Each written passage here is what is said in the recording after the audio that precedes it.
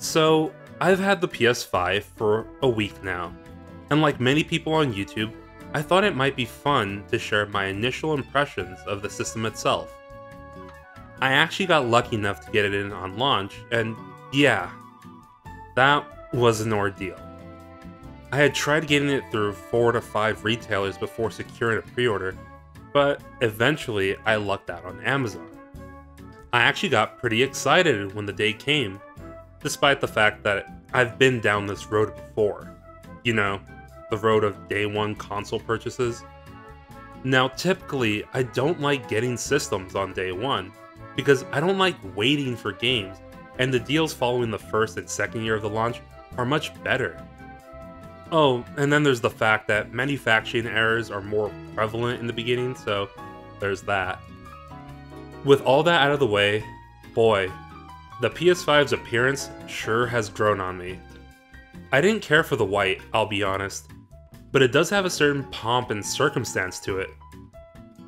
What still bothers me though is the size.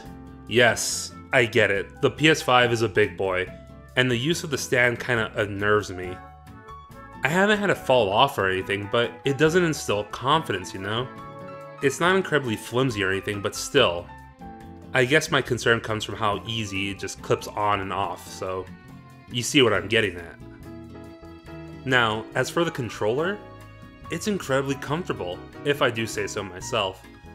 I initially thought it was lighter than the PS4's, but it's simply because the center of gravity is a bit different. The way the weight distribution is, you'll first notice it if you hold them side by side. I don't have much to say about it other than it feels very natural. The adaptive triggers are a really nice feature though. Basically, the resistance of the triggers can be adjusted by the game's programming. I first noticed it on Bug Snacks of all games, where they use it to make the trigger feel like a viewfinder toy click when using their finder. It's pretty cool.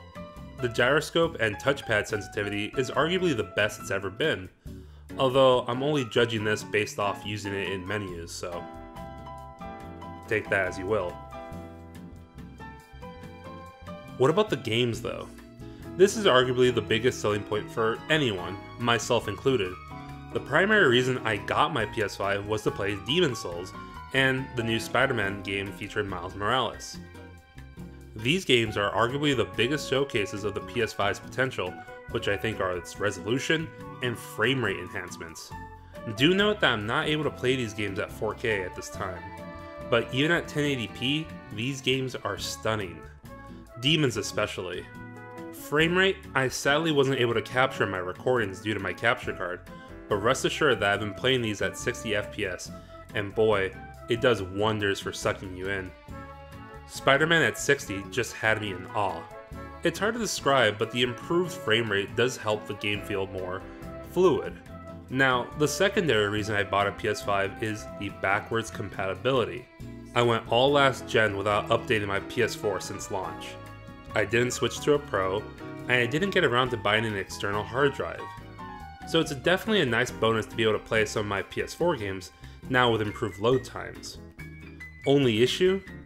The storage capacity on the PS5 isn't high.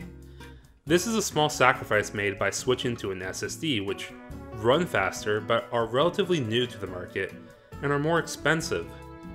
So it's a definite trade-off, but later releases of the console will definitely remedy that once SSDs become cheaper to produce.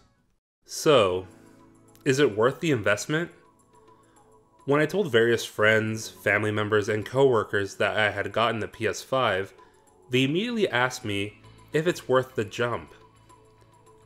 This is arguably the smallest jump in console generation, and they certainly seem to get smaller with each console moving forward, but I would say that we're moving more towards a performance-driven improvement rather than a graphical one. I say that, but then we do have games like Demon's Souls which tout a gorgeous lighting engine and ray tracing. Overall, I believe the jump was worth it.